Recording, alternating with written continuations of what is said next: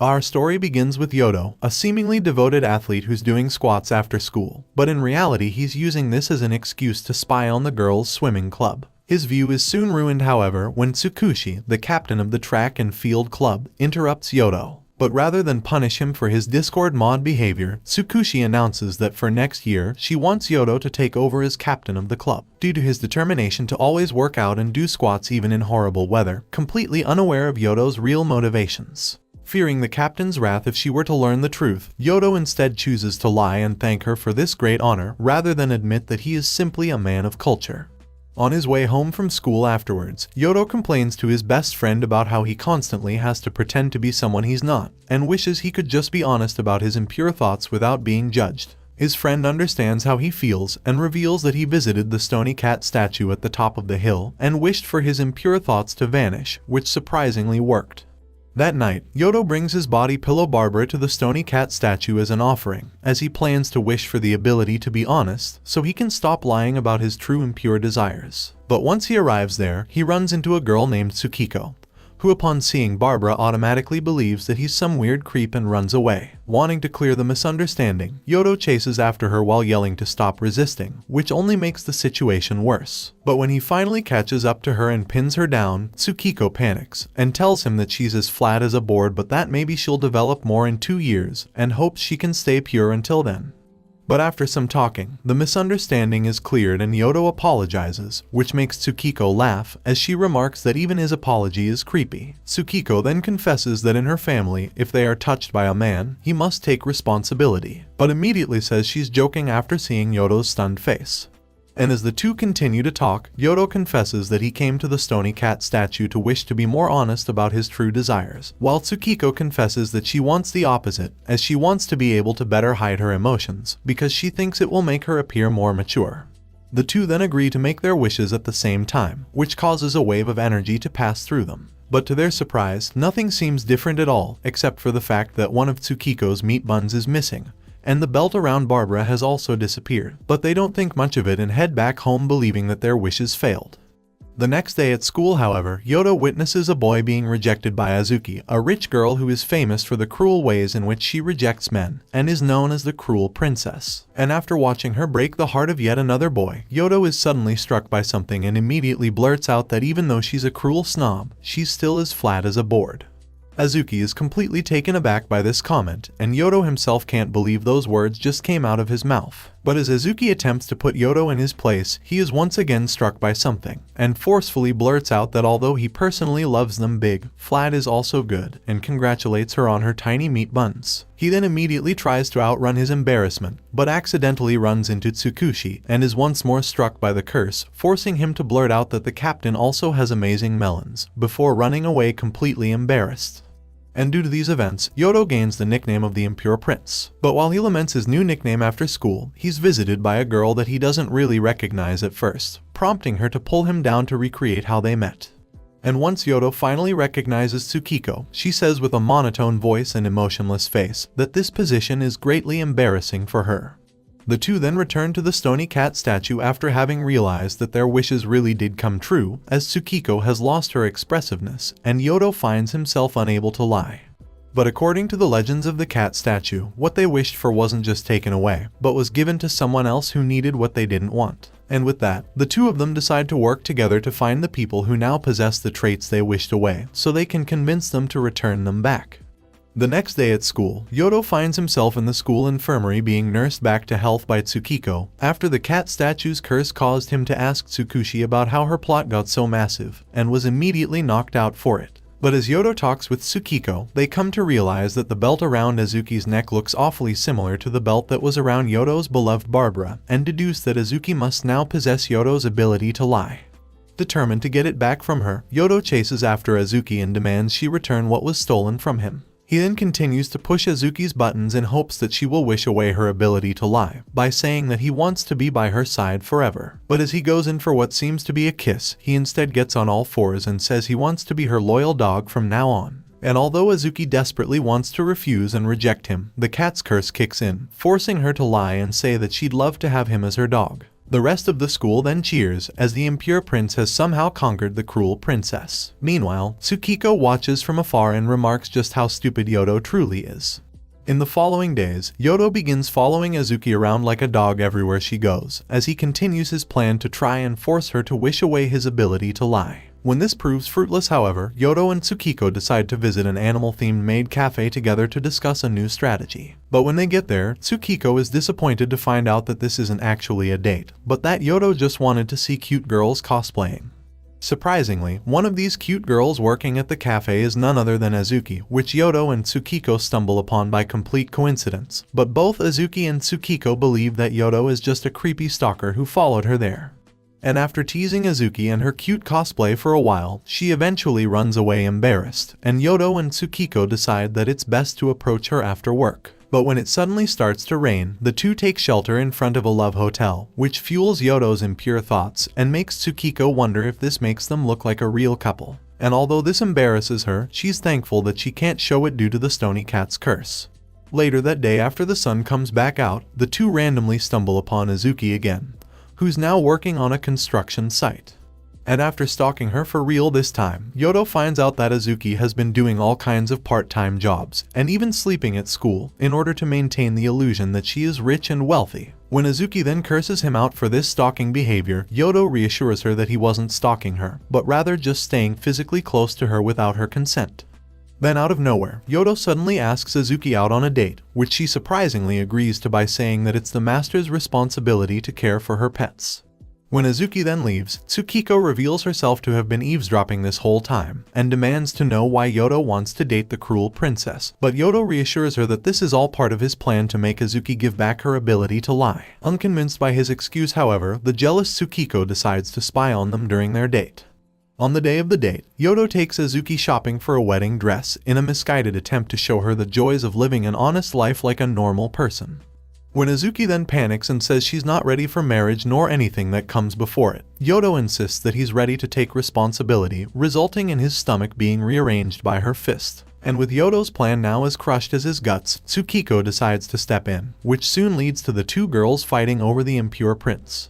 Eventually, however, the gang decides to head to an arcade to continue the date together, where Tsukiko proves her skills by effortlessly winning Azuki a stuffed turtle, and by building an audience as she jams out on the drums. But despite the girls getting along well together, Azuki gets a bit upset when Yodo brings up the topic of friends, as she claims she has no real friends, before leaving for the restroom. Shortly after, Tsukushi, the track and field captain and surprisingly Tsukiko's older sister, shows up and demands to know why Yodo is on a date with Tsukiko, forcing the two to immediately flee together to avoid the captain's wrath. When Azuki then returns from the restroom, she's shocked to see that she's been ditched by her so-called friends. But when they return, they find Azuki being bullied by two girls from her old school, who make fun of her for being alone at an arcade. When the girls then leave and Yodo tries to approach Azuki, she acts cold towards them, believing that they set up this date just to bully and make fun of her, and tells them to never talk to her again, as she runs away crying. The next day, Yodo heads to Azuki's apartment to try to apologize and clear up the misunderstanding, but she refuses to talk to him. Desperate to find a way to get through to her, he breaks into Azuki's room and drags her out of her apartment, while her mother just casually cheers them on and tells them to enjoy their trip. In the car, Yodo tells Azuki that she doesn't need to push everyone away and she doesn't need to pretend to be rich either, and reassures her that she's already very cute, and that by acting naturally, people will naturally start to like her. And while Yodo carries her up the hill to the Stony cat statue, Azuki asks Yodo if he will fall in love with her if she starts acting as her honest self, but he bluntly replies that he doesn't like her like that, which leaves her speechless. And when they finally arrive at the Stony cat statue, Yodo explains everything about how he had wished to be more honest, and how Azuki gained his ability to lie afterwards, and how he only got close to her to get it back from her. After hearing this revelation, Azuki begins to cry and curse Yodo out, as she realizes that he's just been using her this whole time. And after coming to understand his feelings, Azuki wishes on the Stony cat statue, returning her ability to lie to Yodo. And with everything resolved peacefully in the end, the two promise to continue being friends. At school the next day, Tsukiko secretly comes across Azuki and Yodo talking, and overhears Azuki inviting Yodo out on a date, which he misunderstands as just a casual hangout. When Yodo then bumps into Tsukiko later after school, He thanks her for helping him regain his ability to lie. In response, Tsukiko asks him to show his gratitude by going on a date with her, which Yodo immediately agrees to. She then expresses that she'd be a better wife than Azuki because her cooking is good and her massages are top-notch, but immediately refuses Yodo's request for a massage. But while the two continue to talk, Tsukiko confesses that she believes she is the reason why her relationship with her sister Tsukushi is so awful, and goes on to explain how after her parents passed away, she leaned heavily on her sister for support and would often cry, and to avoid being a burden, Tsukiko attempted to hide her emotions. The following day, Yodo visits the track and field club to hear Tsukushi's side of the story, but is immediately threatened for taking her younger sister out on a date. Thanks to his newly regained lying ability, however, Yodo fabricates a story about how he actually has an identical twin brother who is to blame for everything, which the captain surprisingly believes without question. But while they're on the topic of siblings, Yodo attempts to question Tsukushi about her relationship with her sister, and learns that Tsukushi was actually the one who made the Stony cat statue as a way of apologizing to Tsukiko when they were younger. The next day, Yodo and Tsukiko finally go on a date together, where Tsukiko makes use of Yodo's cosplay expertise to help her choose a cute costume for an event she's partaking in. But as is tradition in anime, Yodo accidentally stumbles upon her while she's changing. Surprisingly, however, Tsukiko easily forgives him for this, as she already knew that the impure prince could not be trusted. After seeing Tsukiko off at the end of the date, Yodo is immediately caught by Tsukushi, who refuses to let Yodo's twin brother date her little sister. But as the two start to argue, Tsukushi reveals that she wants to cut ties with Tsukiko because she gets too emotional in tough situations, and does not believe that Tsukiko's recent lack of expression has anything to do with the Stony cat statue. As such, the captain decides to destroy the Stony cat statue once and for all, and knocks out Yodo's twin when he tries to intervene.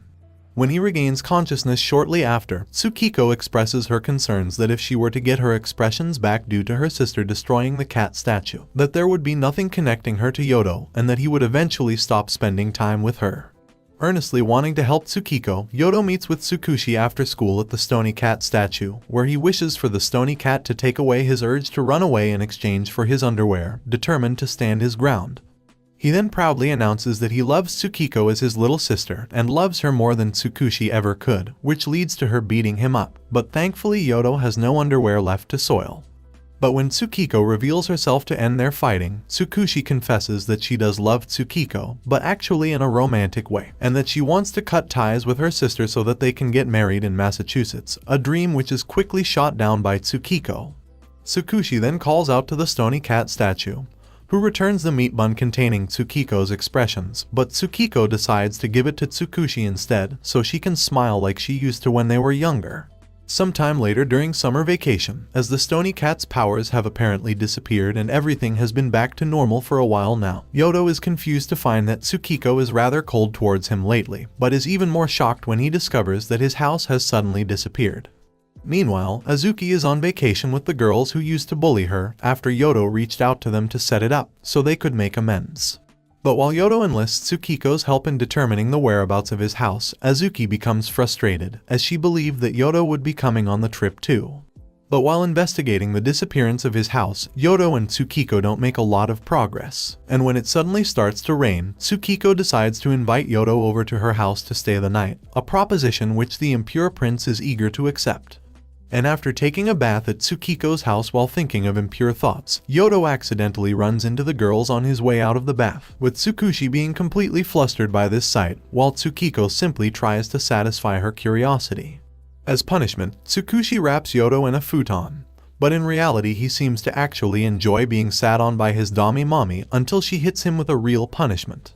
But later that night, while Tsukushi is sound asleep on top of Yodo, he tries to wiggle his way out of the futon, only to be caught by a still sleeping Tsukushi, who mumbles about her fears of Tsukiko leaving her.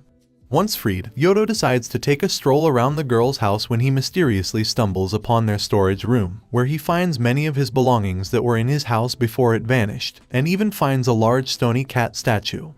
When Tsukiko later finds Yodo asleep in their storage room, he explains that the storage room seems to have everything that used to be in his house and believes that the cat statue has something to do with it.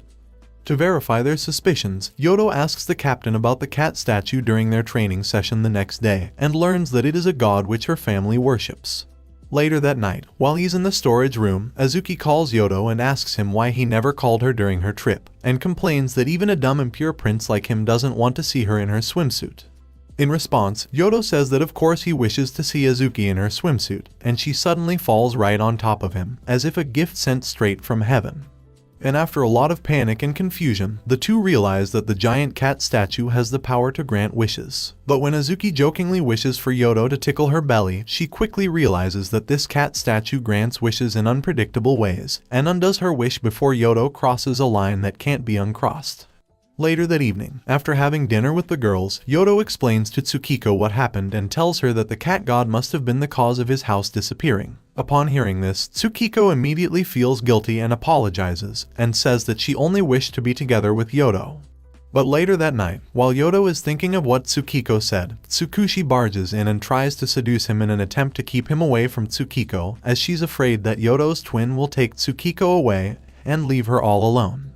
In the heat of the conversation, Tsukushi wishes that the whole world would just collapse, and in an instant, the cat god grants her wish and the entire building comes crashing down, leaving a scene of devastation, and leaving Yodo on top of a flustered Tsukushi, who begs him to be gentle. The captain then undoes her wish and the storage room returns to normal, but as the storm grows stronger by the minute, the gang starts moving important objects to the upper level of the house to keep them dry, and stumble upon the room where Tsukushi creepily keeps her sister's photos. Tsukiko was completely unaware of this room's existence, and responds to this revelation by ripping apart the photos.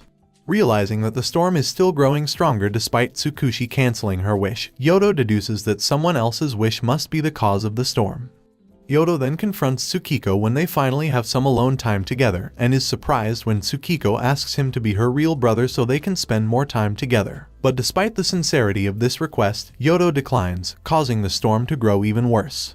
Tsukiko believes that if they are not bonded by family, that Yodo will eventually leave her, but when Yodo insists that they'll be together forever even if they're not family, Tsukiko eventually agrees to return to the way things were before, and the storm immediately subsides. Sometime later, as they discuss their plans for their school festival, Yodo and Tsukiko stumble on a pink-haired girl named Emi, who is extremely clingy with Yodo, much to Tsukiko's annoyance. And while talking to her, they learn that Emi is actually the younger sister of Ponta, Yodo's best friend. Ponta then asks Yodo to take Emi on a tour of their school, which he agrees to without much objection. But while walking through school, Emi discovers that Yodo is nicknamed the Impure Prince at school, and suddenly wishes upon her miniature cat statue to turn Yodo popular, and to turn their school into something more enjoyable. As a result of her wish, Emi turns their school's architecture into ancient Rome, and the girls wear swimsuits as school uniforms, while addressing Yodo as Prince. But while everyone else treats this new reality as normal, Tsukiko blames Yodo's impure thoughts as the reasons for the wish, and prompts him to cancel it immediately, but Yodo insists that he didn't wish for this. Later that day, Tsukushi surprisingly sides with Yodo, and decides to help him prove his innocence in order for her to show off her good side to Yodo's twin brother. Afterwards, the two head to Yodo's house, but as Tsukushi finds pictures of Yodo's twin, Yodo suddenly remembers that Ponta never had a little sister, and that Ponta's pet rabbit was actually the one named Emi. But on his way to school the next day, Yodo runs into Ponta, who informs him that his rabbit has gone missing. Once at school, Yodo asks Azuki for help in finding Ponta's lost rabbit, since Tsukiko has been acting cold towards him lately. And although she wasn't his first choice, Azuki is still eager to spend some alone time with her beloved impure prince.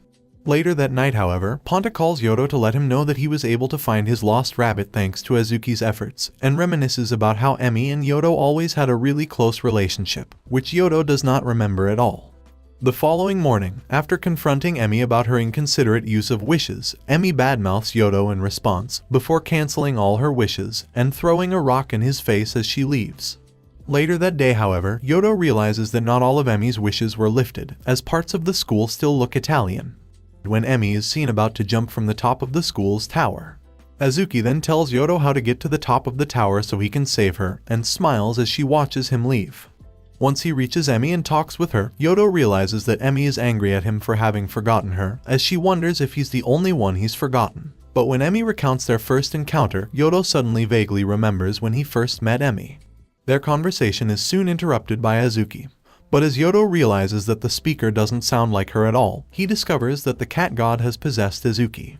The cat god then explains that from that start, it was actually all Yodo's wish to turn their school into Italy, and that he unconsciously created Emi as a minor tool to fulfill his desires. In response, Emi wishes for the cat god to go to hell, which the god informs them would take Azuki's body along with it. But he tells Yodo that he can spare Azuki by canceling his wishes, which would mean saying goodbye to Emi forever, but saving Azuki in exchange. Refusing to lose either of them, the impure prince decides to forcibly kiss the cruel princess in a desperate attempt to help her regain control of her body, which surprisingly works, removing her from the cat god's control, while canceling Yodo's wish and sparing Emi in the end. And although things seem to have returned to normal now, the next day at school, Azuki is revealed to have become madly in love with Yodo. And to make matters worse, after school Yodo finds Tsukiko lamenting in his room, as she stabs Barbara repeatedly, before hiding inside his body pillow. But she's soon found by Yodo as he teases her, and she kicks him in the face. But before leaving, Tsukiko expresses her jealousy at Yodo being close with so many girls, and wishes she could be the only one. After some time, however, Yodo has a chance to think and come to terms with his feelings, and decides to be open and honest with Tsukiko by telling her that he hopes to be by her side forever. Satisfied with this apology, Tsukiko gives him permission to come sit closer to her. But when Yodo reaffirms his desire to be with her, the two finally manage to get their feelings across to one another. Days later, the gang decides to go on a group date to the amusement park, with Yodo and all his waifus, and they spend the whole day having fun in various rides. And despite Tsukiko still being jealous of having to share Yodo with the other girls, by the end of the day it becomes clear that she's his number one. Thanks so much for watching this anime recap, and remember to be careful with what you wish for.